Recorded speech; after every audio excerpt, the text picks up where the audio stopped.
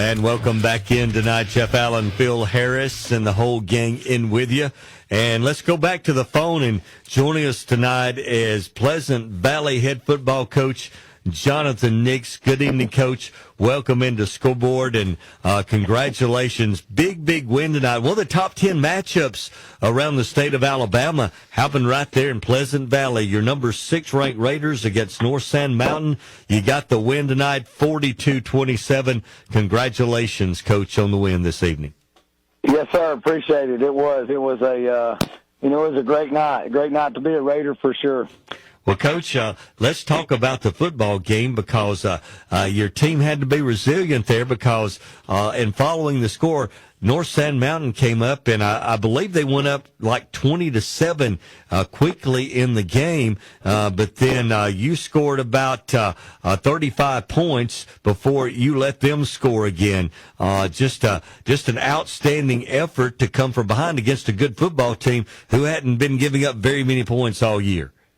No doubt they haven't. And and we blinked right there. I felt like at the first of the game, our guys were just too, way too emotional, and they felt like they had so much to prove, but then they was trying to do, way too much. And I mean, we look up and there's, I don't know, there's less than 2 minutes to go in the first quarter, and we're down 14-0. I mean, we miss a couple of tackles on the kickoff, and they take a kickoff back for a touchdown, and then we sputter there, and next thing you know, they've run one, and now it's 14-0, and and I mean, just like that, we're down, and and then Braxton Salster was able to force a punt, and and that's the thing coming into this game, they've only punted a handful of times. I mean, they hadn't even been scored on in the first half.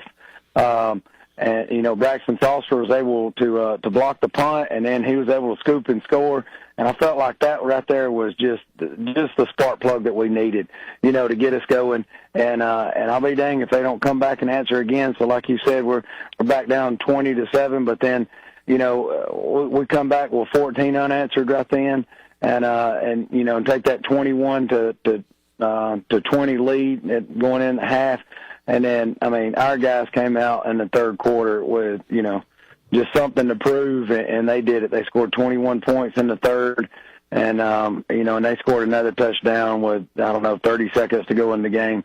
But I was just so proud of, our team effort, any time that you get down in a game like that, you're looking at body language of players. You're looking at how, and everybody, the coaches, everybody's trying to motivate you to go, but, that was what was great about tonight. We didn't have to motivate them to go.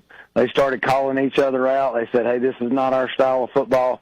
Hey, let's just focus in, aim small, miss small. Like, let's go, guys. We're better than this. And they showed it right there. I think Braxton wound up with, a little over 200 yards on the ground. And, I mean, it was just a hard-nosed football game. I think he wound up with five of the 6 touchdowns. So a great night for him and great night for both sides. Well, Coach, you said it was 21-20, I believe, there at halftime you went in. What was the message, or did the team just have the message there at halftime as you came in up 21-20? I know that you had to have the momentum there, but to continue that in the second half and come out and put 21 more points in the third quarter to put some separation in the game. Was there a different message, or just going out and doing the things that you have practiced all week?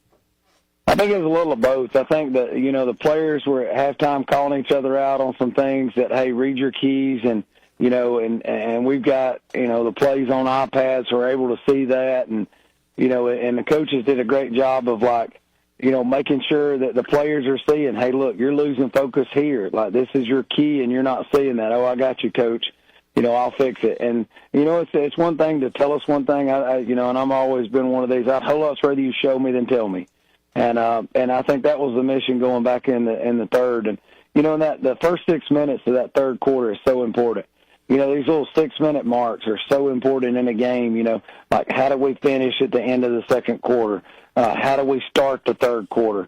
And, and they came out, and I'll be honest with you, we thought they was going to onside, and our kickoff return guys got a little too shallow. Well, their kickoff, their kicker blasted one, and that thing goes down to about the 5-yard line. We probably should have let it go in the end zone. One of my return guys picks it up on maybe the 1 or 2, and man, they hit us right in the mouth, and so now we're down there to start the third quarter at the 8-yard line. We're like, this is not what we scripted here for sure.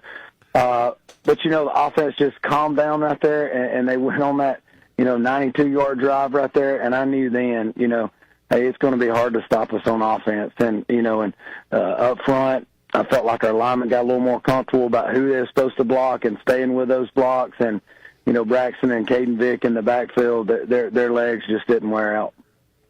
Well, Coach, this is Phil Harris. I want to go back to a time probably you don't want to remember too much, but I know you learned a lot from this game, the Pisgah game. Do you think, Pisgah as a program have been in a lot of big games, a lot of big situations? Pleasant Valley hasn't been in a lot of those type of games. Do you think maybe that atmosphere and that type of game might have been a little bit of a big stage, and when stuff goes wrong, it seems to accumulate? Yeah, and I mean, this team right here, they've kind of, most of them, like 2 years ago when we played Pisgah in the first round, I think I had 9 freshmen starting that night. Well, those 9 freshmen are now juniors. So we've seen some bigger atmospheres that now we've kind of learned. But I do agree with you that you have to be put in those situations. Mm-hmm. And there's so much that we learned from this year's Pisgah game. There was some stuff that Pisgah did with formations that gave us trouble. And but all the touchdowns that we gave up against Pisgah was in the air. And so much of it was, it was an uncovered guy.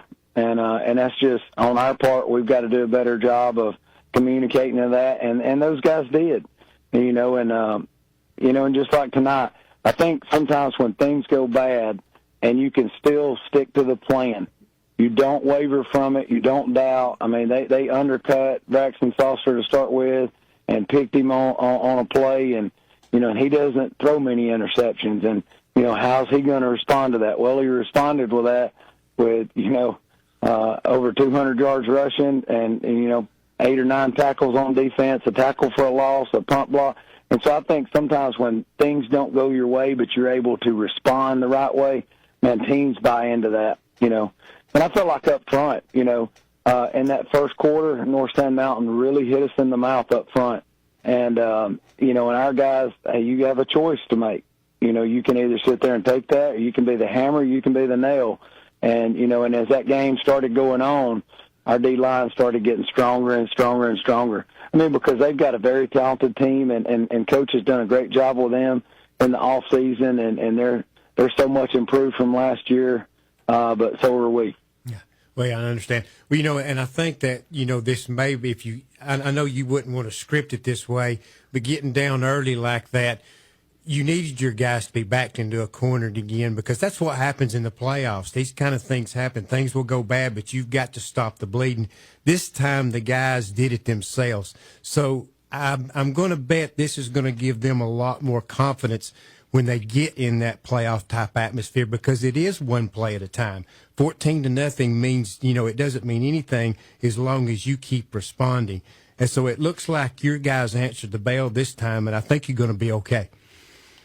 Yes, sir. I agree with that 100%. That, I think that putting in those situations like that, and then especially when you push through that, it does nothing but it helps your edge. And, it just believes, it believes that belief in each other. And, and good teams are led by players. I mean, they really are. Us coaches, I mean, we're here for the ride with them, and we're here for the journey, and we're a small piece of it.